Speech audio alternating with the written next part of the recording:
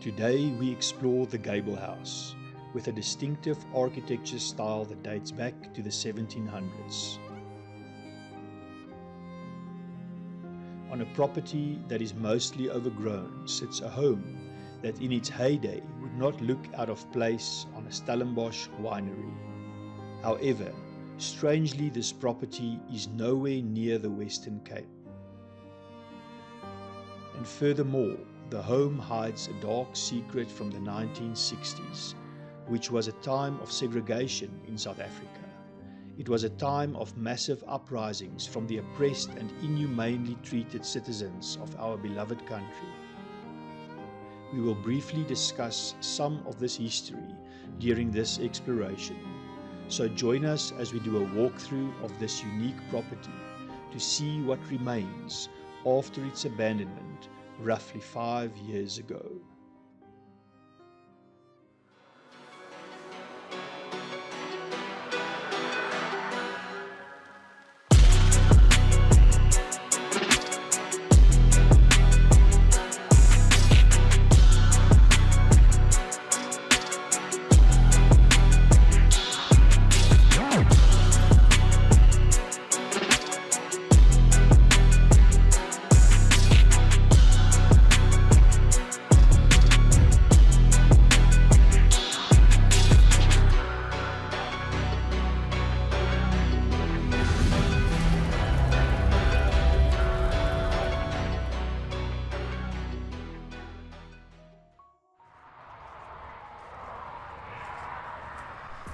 What's up guys, Rogue here with Sinisterpix.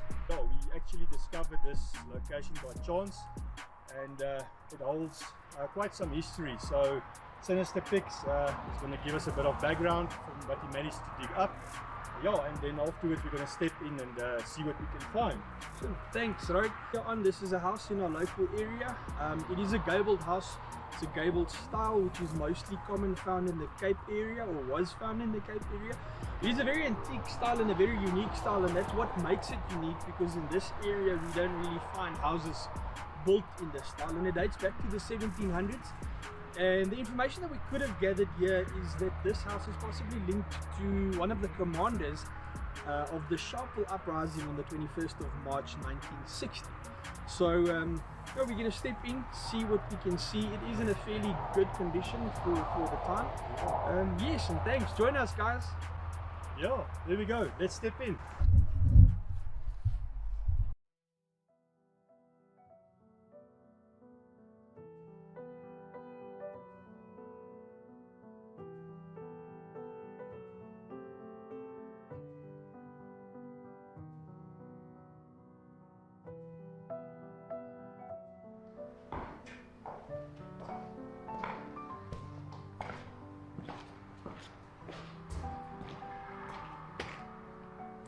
Upon entering this home, it is remarkable that no graffiti or extreme vandalism can be found.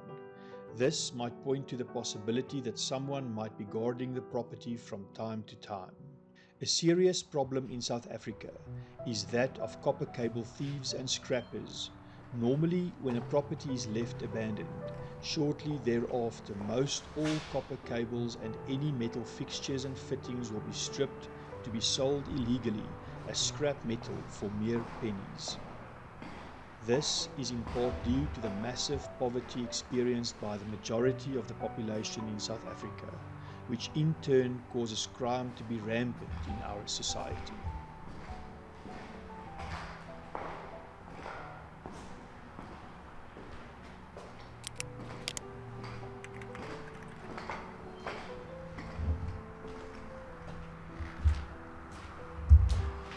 So this has got a fireplace with one chimney, but in two separate rooms. So we're able to see very, very old stone fireplace. And as we pan up, see the ceiling has been removed and the chimney going up. The damage that we do find are mostly missing floorboards, broken out ceilings, and the odd broken or missing window here and there.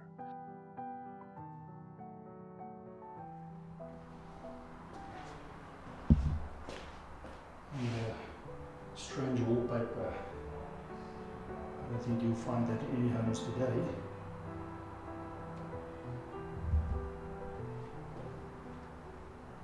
Even the shelves with the glass in front of it's very, very dated and definitely gives a 70s vibe. Obviously, the copper cabling and some metal fixtures have also been stolen, but the rest of the damage are due to natural decay over time. Jy geskrik? Yeah. So explain to the subscribers who are still watching what went through your mind as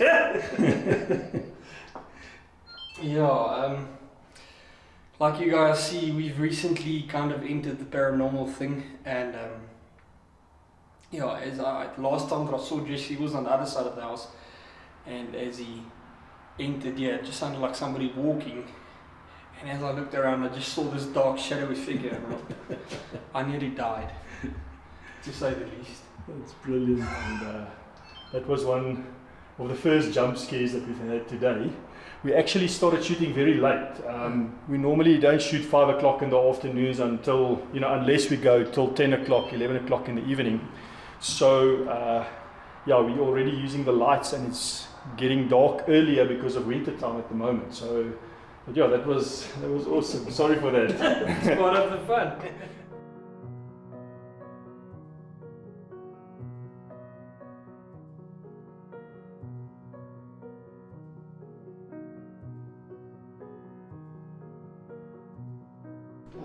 We are really at this stage.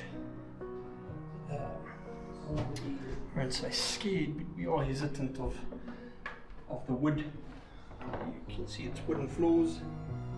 It's a bit old, so obviously one of the biggest concerns for Urbex is right across the world is stepping into the unknown, plunging maybe 1-2 flights of stairs. So obviously we take big considerations of what we do, where we walk. Only one room. There is a second opening, which gives you, I'm going to try and see if the light will pick it up. It gives you an opening that purely is just in the roof. The water geyser would have normally been here. I see there are some makeshift walkways that people have made, but in the general this is not something that is a norm in any building style in South Africa or in our local area.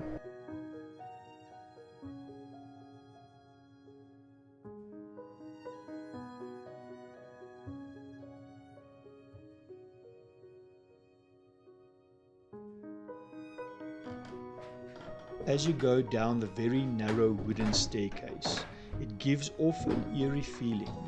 But even if this home is not haunted by actual ghosts, it is hiding a dark and extremely sad history from more than 6 decades ago.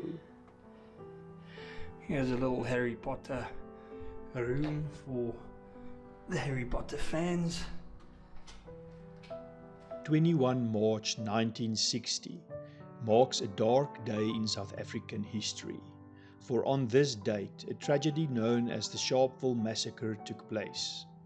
On that day, a crowd of an estimated 7,000 people gathered in the township of Sharpeville at the local police station.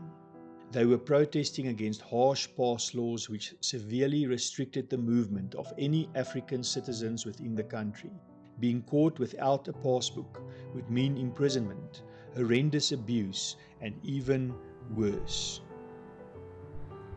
What is just surprising is that this is metal, and they haven't really tried to strip that, which is a blankie. I presume somebody's staying here. So the crowd gathered and burned their passbooks in protest of the abuse of their very basic human rights. In turn, tempers flared and the police opened fire with live ammunition. The result was horrifying, with 249 victims in total, including 29 children. 69 people were now dead and 180 injured.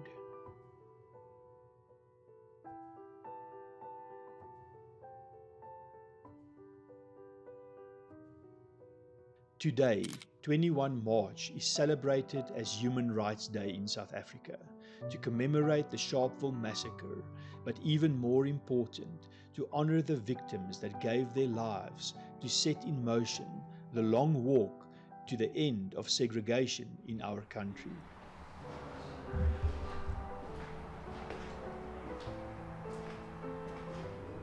Bathroom has been completely gutted.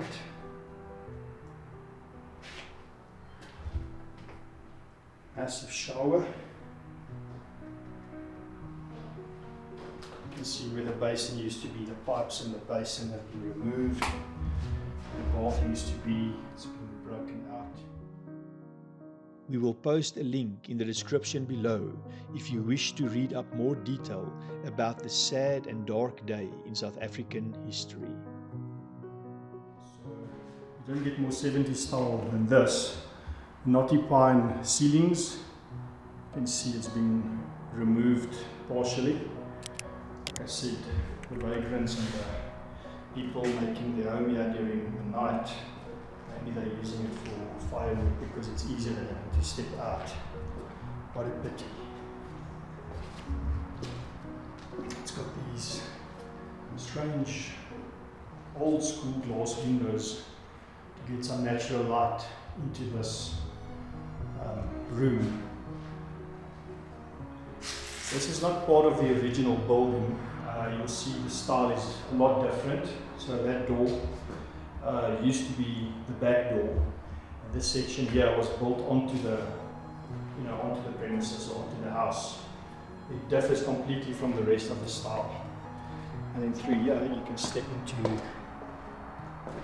what was the garage. Our sources say that a person that once lived on this property was a police commander involved in the tragedy of the Sharpeville massacre. Today, it is difficult to prove this, but it does allow us to reflect on a history that changed the trajectory of a country forever, and furthermore, it is never a waste of time to honor the memory of those willing to give their lives for freedom.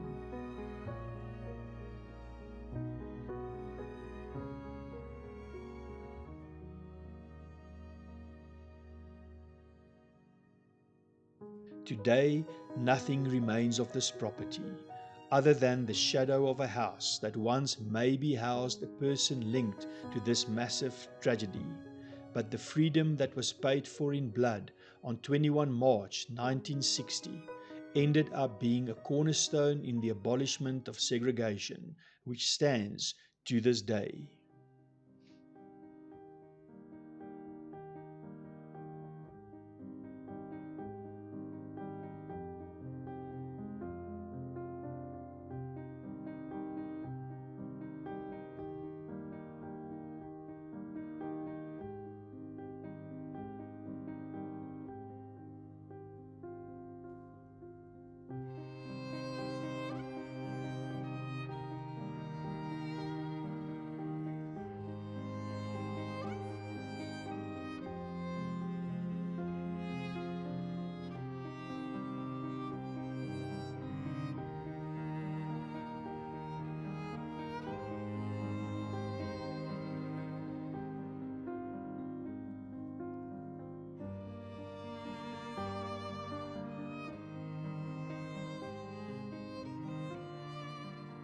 As we end our exploration of this once beautiful home with links to a tragic history, we can't help but feel a sense of sadness.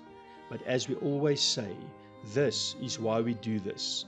The Rogue Urbex and Sinisterpix visit these places to document them before they completely disappear. We also do these explorations to respect the memory of the people and the places that once was. as for the Sharpeville massacre, may we honor the souls of those that paid the ultimate price for freedom, and may this generation not waste the lessons that was taught by those who would rather die than to be oppressed. If you wish to support the Rogue Urbex initiative to continue documenting abandoned and forgotten places, please subscribe, like, comment and share. We'll see you in our next episode.